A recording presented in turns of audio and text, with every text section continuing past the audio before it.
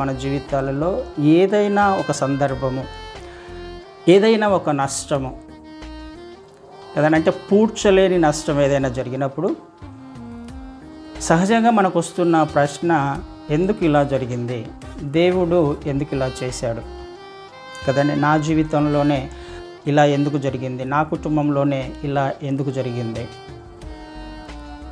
చాలా నష్టం జరిగి ఉండొచ్చు, లేకపోతే ఇంటి యజమానిని కోల్పోయి ఉండొచ్చు, ఇంట్లో ఇష్టమైన వారిని కోల్పోయి ఉండొచ్చు, బంధువులలో లేకపోతే స్నేహితులలో ఇష్టమైన వారిని కోల్పోయి ఉండొచ్చు, చాలా మంచి వ్యక్తి అయి ఉండొచ్చు. అయితే ఎందుకు ఇలా జరిగింది, ఎందుకు నా కుటుంబంలో ఎందుకు ఇలా జరిగింది, దేవుడు చూస్తున్నాడు కదా, దేవునికి తెలుసు కదా, దేవుడు ఎందుకు ఆపలేకపోయాడు, ఎందుకు ఆపకూడదు. ఈ విషయాలను సహజంగా మనము ఒకరు ప్రశ్నిస్తూ ఉంటాం, లేకపోతే మనకే కొన్ని సందర్భాలలో ఈ ప్రశ్న వస్తూ ఉంటుంది కదండి. మనమే ఈ ప్రశ్న వేస్తుంటాం దేవునికి.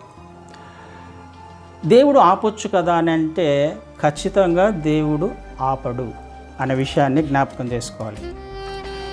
ఏ విషయాన్ని కూడా దేవుడు తన మనిషి జీవితంలో ఒక సందర్భాన్ని అనుమతించాడు అని అంటే దాన్ని ఆపడానికి కాదు కదండి. ఒకసారి మనము ఆపేటట్లయితే ఆయన ఏతేను తోటలోనే ఆపేవాడు.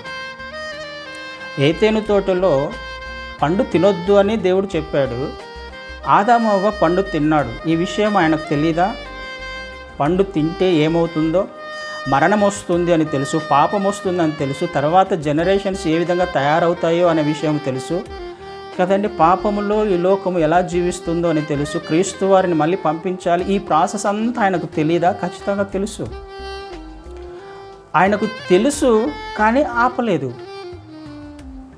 కదండి. దేవుడికి తెలియక వాళ్ళేం పనులు తినలా, అన్నీ తెలుసు. ఎందుకంటే దేవునికి 3 లక్షణాలు ఉంటాయి. దేవుడు అనేవాడికి 3 లక్షణాలు ఉంటాయి. ఓమ్నిసెంట్, ఓమ్ని పొటెంట్, ఓమ్ని ప్రెజెంట్ అనే 3 లక్షణాలు ఉంటాయి. అంటే ఓమ్ని పొటెంట్ అంటే ఆయన సర్వశక్తి గల దేవుడు, అన్లిమిటెడ్ పవర్స్ ఆయనకు ఉంటాయి. సర్వాధికారి, సార్వభౌమాధికారి. ఓమ్ని ప్రెజెంట్ అని అంటే ఆయన అన్ని కాలాలలో ఏక సమయంలో ఉండేవాడు, నివాసం చేసేవాడు. అంటే మనము బైబిల్ ప్రకారం చూస్తే నిన్న, నేడు, రేపు ఏకరీతిగా ఉన్న దేవుడు. అంటే నిన్నలో ఆయన ఉన్నాడు, ఈ రోజులో ఆయన ఉన్నాడు, రేపుల్లో ఆయన ఉన్నాడు. గతము, భవిష్యత్తు, ఈ 3 కాలాలు ఏవైతే ఉన్నాయో గత కాలంలో ఆయన ఉన్నాడు, భవిష్యత్తులో ఉంటాడు, ప్రస్తుతంలో కూడా ఆయన ఉన్నాడు. దేవుడు అనేవాడికి లక్షణాలు ఉంటాయి. ఓమ్ని ప్రజెంట్, ప్రతి సందర్భంలో ప్రతి కాలంలో కూడా ఆయన ఉన్నవాడు.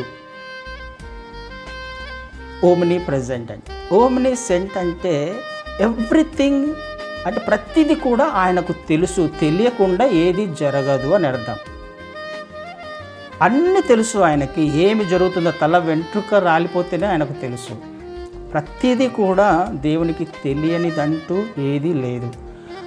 అలాంటి లక్షణాలు ఉన్న వారినే మనము దేవుడు అంటాం కదండి. ఆయన సర్వశక్తిమంతుడు, సార్వభౌమాధికారి, ఆయనకు అసాధ్యమైనది ఏది లేదు. ఆయన ప్రతి సందర్భంలో ప్రతి స్థలంలో కూడా ఆయన ఉండేవాడు. ఆయనకు అన్నీ తెలుసు, తెలియనిది ఏదీ లేదు. కానీ ఆపడా అంటే ఖచ్చితంగా ఆపడు. ఏదైనా హాని జరుగుతున్నప్పుడు, ఏదైనా విపత్తు వస్తున్నప్పుడు ఆపడా అని అంటే ఖచ్చితంగా ఆపడు. ఆయన ఎందుకు ఆపడు? ఆయన ఈ సృష్టిని ఒక మెకానికల్గా లేకపోతే ఒక యాంత్రికంగా తయారు చేయాల. మనిషిని యాంత్రికంగా లేకపోతే ఒక రోబోట్లా తయారు చేయాలి. ఫ్రీ విల్ని ఇచ్చాడు. అంటే సొంతంగా నిర్ణయాలు తీసుకునే అధికారాన్ని మనిషికి దేవుడు ఇచ్చాడు.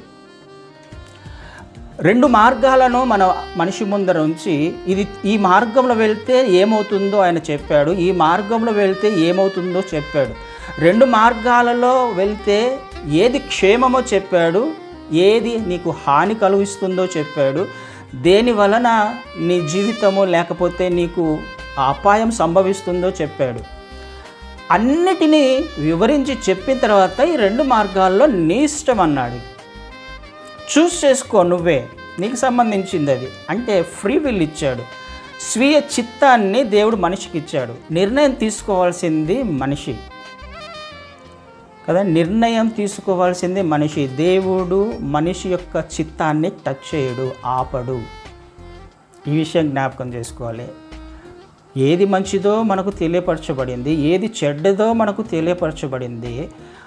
మంచి మార్గంలో వెళ్తే ఏం జరుగుతుందో ఆయన చెప్పాడు, చెడ్డ మార్గంలో వెళ్తే ఏ విధమైన హాని కలుగుతుందో ఆయన చెప్పాడు. అయినప్పటికీ మనం చూస్ చేసుకుంటే వేరే మార్గాన్ని, దేవుని చిత్తాన్ని కాని మార్గాన్ని ఒకవేళ చూస్ చేసుకుంటే ఆయన ఆపడు. ఆనాటి నుంచి కూడా, ఆ ఏతేను తోటలో నుంచి కూడా ఈనాటి వరకు కూడా ఆయన మనిషి యొక్క చిత్తాన్ని టచ్ చేయడు. నువ్వు నీ ఇష్టం, వెళ్ళాలనుకుంటే వెళ్ళు, వెళ్ళాలనుకుంటే ఈ మార్గంలో వెళ్తే ఇలా జరుగుతుంది.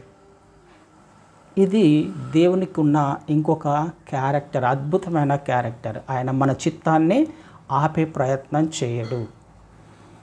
ఈ విషయాన్ని కూడా మనం జ్ఞాపకం చేసుకోవాలి. లేఖనాలలో అనేక ఉన్నాయి, మనం అన్ని చూసే ప్రయత్నం చేయలేం. కాబట్టి ఏతేను తోటలో జరిగిన సందర్భం మనకు తెలుసు. ఆపలేదు, ఆపడు. హాని జరుగుతుందని తెలిసినా, ఈ లోకంలో ఏం సంభవిస్తుందో తెలిసినా కానీ ఆయన ఆపలేదు.